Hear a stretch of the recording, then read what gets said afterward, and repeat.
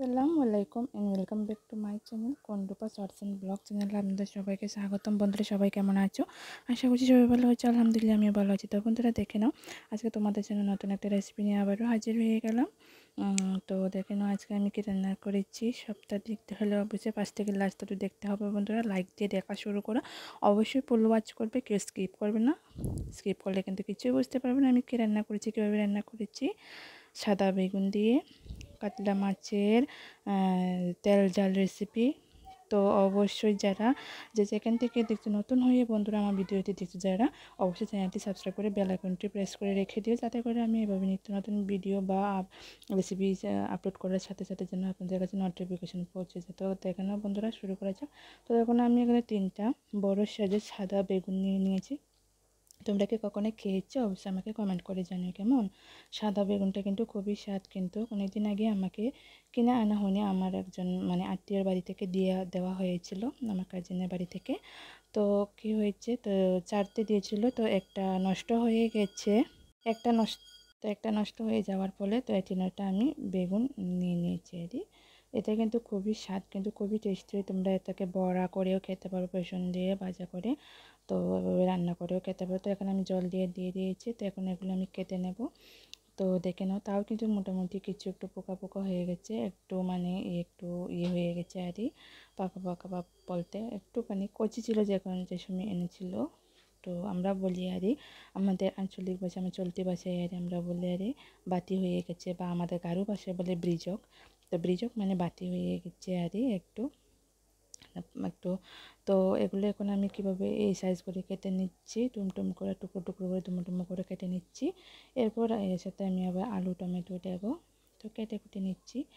তো বন্ধুরা আমার ভিডিওটি যদি তোমাদের বেশি ভালো লাগে, নতুন বন্ধুদেরকেও জানো অনেক অনেক ভালোবাসা, পুরাতন বন্ধুদেরকেও জানো অনেক অনেক ভালোবাসা। তো এখানে দুমো দুমো করে আমি কেটে নিয়েছি। এরপর আমি একটা বড় সাইজের একটা টমেটো নেব, আর 2টা আলু নেব বড় সাইজের। কেননা মেয়ে তো আর বেগুন খাবে না, তার জন্য 2টা আলু নিয়েছি, মেয়ে তো আলু খাবে। তো এখন আলুগুলো কেটে নিলাম। তো একটা ডিম সিদ্ধ দিয়ে দেবো, মেয়ে মাছ খাবে না, তো ডিম সিদ্ধ দিয়ে দেবো। তো এখন আমি 4 পিস মাছ নিয়ে নিয়েছি। তো এখানে এভাবে সুন্দর করে কেটে কুটে রেডি করে নিয়ে নিয়েছি আলু টমেটো আর সাদা বেগুন। বেগুন আমার কিন্তু আমি কিন্তু বিয়ের আগে কখনো দেখিনি বা খাইনি, কিন্তু হয়তো তোমরা হয়তো দেখেছো, আমি দেখিনি যদিও। তো মাছগুলো এখানে আমার বাজার কমপ্লিট হয়ে গেছে। তো আমার এই ফার্স্ট যে তেলে আমি মাছ ভেজেছিলাম, ওই তেলের মধ্যেই আমি আবার পেঁয়াজ আর কাঁচা লঙ্কা ফোড়ন দিয়ে দিচ্ছি। এটা কিন্তু আমি আমার মতো করে রান্না করি, তোমরা তোমাদের মতো করে রান্না করতে পারো। এখানে আমি সয়াবিন অয়েল বলে সাদা তেল ইউজ করছি, তোমরা ইচ্ছে করলে সরষের তেলও ইউজ করতে পারো। তো এখানে আমি পেঁয়াজটা আর হলো কাঁচা লঙ্কাটা ভেজে নিলাম। তো এখানে আমি রসুন এখানে 4-5টা এখানে বড় বড় সাইজের পেস্ট করে রেখে দিয়েছি ফ্রিজে রাখার জন্য। লবণ দিয়ে দিয়েছি, কেননা লবণ দিলে নাকি অনেক দিন থাকে, ফ্রিজে স্টোর করে রাখা যায়, অনেক দিন নাকি থাকে, নষ্ট হয় না, তার জন্য আমি রেখে দিলাম নুন বা লবণ দিয়ে। তো এখন আমি আলুটাকে আগে ফ্রাই করে নেব পেঁয়াজ আর সাথে, মশলা ছাড়াই পেঁয়াজ আর কাঁচা লঙ্কার সাথে, আর নুনটা একটু আগে দিয়ে দিয়েছি। তো বন্ধুরা অবশ্যই তোমরা কমেন্ট করে জানিও, তোমাদেরকে অনেক অনেক ভালোবাসা, ছোটো বড়ো সবাইকে অনেক অনেক ভালোবাসা, পুরাতন বন্ধুদেরকে অনেক ভালোবাসা, নতুন বন্ধুদেরকে অনেক ভালোবাসা।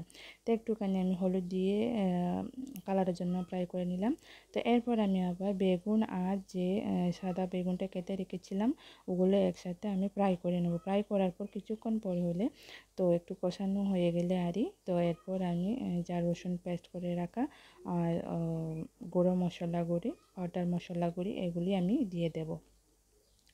তো এখন আমি এটাকে 5 মিনিটের জন্য ঢাকা দিয়ে দেবো। তো 5 মিনিট পর আমি আবার ফিরে আসছি। তো দেখে নাও আমি ঢাকা দিয়ে 5 মিনিট রেখেছিলাম, এরপর দেখে নাও কি সুন্দর কালার হয়ে গেছে, সুন্দরভাবে ভাজা হয়ে গেছে কিন্তু খুব সুন্দরভাবে। তো বন্ধুরা কে কে এভাবে রান্না খেতে পছন্দ করে অবশ্যই কমেন্ট করে জানিও। তো এখন আমি পেস্ট করে রাখা যে রসুনটা দিয়ে দিলাম। রসুনটা কিন্তু এটা কিন্তু দেশি রসুন। তো এই পরিমাণ মতো আমি দিয়ে দিচ্ছি 1.5 চামচের মতো, কারণ আমরা বেশিরভাগ রসুনটাই বেশি খাই, অন্য কোনো আর দেবো না এখানে।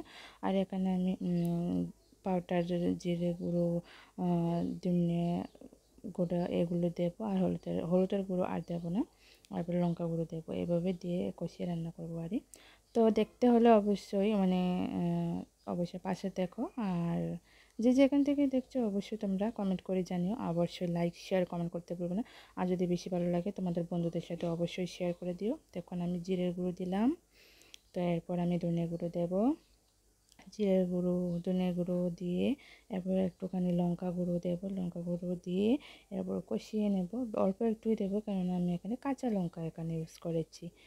তো তোমরা চাইলে যে যার মতো করে তোমরা যে কেমন ঝাল খেতে পারো এমনভাবেই দেবে। তা আমি তো বেশি একটা ঝাল খাই না, তার জন্য আমি কম পরিমাণ দিয়েছি, কারণ কাঁচা লঙ্কা দিয়েছি, আবার একটুখানি কালারের জন্য একটুখানি লঙ্কা গুঁড়ো দিয়েছি। তো এখন আমার কষানো হয়ে গেছে, একটুখানি ভাজা ভাজা হয়ে গেছে। এখন একটু জল দিয়ে মিশিয়ে আমি, কারণ না এটা লঙ্কাটা মানে লঙ্কা গুঁড়ো, জিরে গুঁড়ো, ধনিয়া গুঁড়ো এগুলো তো একবারে পাউডার, তো এখন ভিজে ভিজে ভাব হওয়ার জন্য আমি রেখে দেবো, একটুখানিভাবে কষিয়ে লাড়াচাড়া করে রেখে দেবো। আরে তো বন্ধুরা, তোমরা যদি আমার এই রেসিপিতে ভালো লেগে থাকে অবশ্যই কিন্তু তোমাদের বন্ধুদের সাথে অবশ্যই শেয়ার করতে কিন্তু ভুলবেন না। তোমাদের একটা শেয়ারের মাধ্যমে কিন্তু আমরা অনেক দূর আগামীতে এগিয়ে যেতে পারবো। আমরা যেন তোমাদের আশীর্বাদ ও ভালোবাসা নিয়ে যেন আমি যেন অনেক দূর এগিয়ে যেতে পারি। অবশ্যই আমার পাশে থাকবেন, অবশ্যই ওভাবে আমার ভিডিও দেখবেন। আমিও তোমাদের পাশে আছি, পাশে থাকবো সবসময়। আর তোমরা আমার ভিডিও দেখো। অবশ্যই তোমরা কমেন্ট করে জানিও কেমন হচ্ছে বা হয়েছে, তোমরা কীভাবে রান্না করো সেটাও বলবে। দেখো খুব সুন্দর কালার হয়েছে।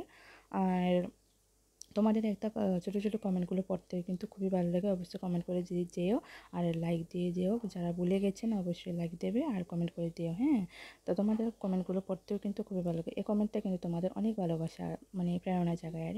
তো দেখে নিও আমি এখন ঝোল দিয়ে দিচ্ছি, কষা কষা বা মানে অল্প একটুই ঝোল দেবো, বেশি ঝোল দেবো না। তো এরপর ফুটে উঠলেই কিন্তু দেখে নাও আমি আর একটুখানি জল দিয়েছিলাম, তো ফুটে উঠলেই কিন্তু আমি মাছগুলো দিয়ে দেবো, ভেজে রাখা মাছগুলো। তো দেখে না একটু নাড়াচাড়া করে দেখে নিচ্ছি আলুটা সেদ্ধ হয়েছে কিনা, দেখে নেবো। আলুটা কিন্তু মোটামুটি সেদ্ধ হয়ে গেছে। তো একটুখানি উল্টানি দিয়ে এভাবে দেখে নিলাম, তো দেখে হয়ে গেছে। তো এরপর ফ্রাই করে রাখা মাছগুলো আমি দিয়ে দেবো। চুলটা তো ফুটে উঠেছে। তো এটা হচ্ছে আমি আমার স্টাইলে রান্না করছি, আমি আমার মতো করে মানে একদম সহজভাবে আর কম তেল মশলা দিয়ে, একেবারে কম তেল মশলা একেবারে মানে কি আর বলবো। এখন কিন্তু যত ভাজা পুরি তেল কম মশলা খাবে, এখন বসন্তের দিন মানে শীত হালকা হালকা শীত দেখে নাও তোমরা, কিন্তু এখন কিন্তু রাতের বেলা দিনের বেলা খুবই গরম লাগে, কিন্তু ভোরবেলা একটু দেখে নাও খুবই ঠান্ডা লাগে, কিন্তু খাতা কম্বলের প্রয়োজন পড়ে। তো তার জন্য বলছি খাবার দাবার একটু বি কেয়ারফুল সবাই থাকবেন। আর দেখে নাও আমার নুনটা কিন্তু আলু ভাজার সময় দিয়েছিলাম, দিয়ে পেঁয়াজ ভাজার সময় তখন দিয়েছিলাম, আর কিন্তু দেওয়া হয়নি। এরপর একটু টেস্ট করে দেখি যে নুনটা একটু কম হয়েছে, তার জন্য আমি আবারও নুন দিয়ে দিলাম। তো যে যার পছন্দ মতো হলে কেউ নুন কম খেতে ভালোবাসে, কেউ বেশি, আমি কিন্তু বেশি নুন খাই আর ঝাল একটু কম খাই। তো দেখে নাও বন্ধুরা, তো আমার রান্নাটা কিন্তু মোটামুটি বনিয়ে এসেছে। তো এখন ডিমটা আমি দিয়ে দেবো। ডিমটা আমার খেয়াল নেই, যখন জল দিয়েছিলাম তখন দিলে হয়তো আমার ভালো হতো। তোমরা হয়তো আমার ভয়েসের মাধ্যমে শুনতে পাচ্ছ হয়তো মানে কোকিল ডাকছে, আমাদের এখানে কিন্তু কোকিল ডাকছে, গ্রামের মধ্যে তো তাই না।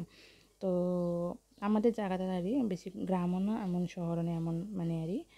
তো দেখে নাও আমার রান্নাটা কিন্তু একেবারে কমপ্লিট, এখানে মাখা মাখা ঝোল রেখে দিয়েছি। তো তোমাদের কেমন লেগেছে অবশ্যই কমেন্ট করে জানাতে কিন্তু একদমই ভুলবে না, অবশ্যই শেয়ার করে দিও। তোমাদেরকে আমার প্রতি অনেক অনেক অনেক অনেক অনেক ভালোবাসা। বড়দের জানাই সালাম, ছোটোদের যেন অনেক ভালোবাসা, অবশ্যই আমার সালাম নেবেন। তো কেমন হয়েছে অবশ্যই কমেন্ট করে জানাতে কিন্তু ভুলবেন। আমি বারবারও বলছি, দেখেন মেয়ের জন্য ডিম সিদ্ধ দিয়ে, এটা কিন্তু হাঁসের ডিম। তো বন্ধুরা সবাই ভালো থাকবেন, সুস্থ থাকবেন, নিজেদের খেয়াল রাখবেন। তো এই কথা বলে আমি আমার ভিডিওটা আর বেশি একটা বড় করছি না। আবার নেক্সট রেসিপির সাথে আবারও দেখা হচ্ছে, অন্য একটা ভিডিওর সাথে দেখা হচ্ছে। অবশ্যই কমেন্ট করে জানিও, লাইক শেয়ার কমেন্ট করতে তো একদমই ভুলবে না, প্রথমে বলে দিয়েছি। তো এখানে খুব সুন্দর হয়েছে। কেমন হয়েছে আমার এই রান্নাটা গ্রাম্য পদ্ধতিতে, একেবারে গ্রামে আমরা যেভাবে রান্না করি আর সচরাচর একেবারে মানে সেমনভাবেই রান্না করেছি, কোনো মশলা টশলা নেই, একেবারে কোনো মানে ভিআইপিভাবে নয়, একদম নর্মালভাবে রান্না করেছি। এসব রান্না কিন্তু খেতে কিন্তু খুবই ভালো লাগে। তো সবাই ভালো থাকবেন, সুস্থ থাকবেন, এই কথা বলে আমি আমার ভিডিওটা এখানে আমি আমার ব্লগটা এখানে শেষ করছি। সবাই ভালো থাকবেন, নেক্সট ভিডিওতে আবার দেখা হচ্ছে। থ্যাংকস ফর ওয়াচিং, আসসালামু আলাইকুম। সবাই কমেন্ট করে জানো, যারা ভুলে গেছে লাইক দিতে অবশ্যই লাইক দিয়ে দিও। টাটা।